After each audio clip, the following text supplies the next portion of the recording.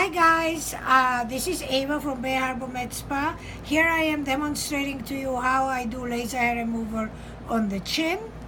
So we put this cooling gel on, and now we do laser hair removal. And I just want you to know this is the true laser. This is Cool Glide. Cool Glide is not an IPL. It's a laser that is working on all skin colors, specifically on black or dark pigmented skin. It's very suitable.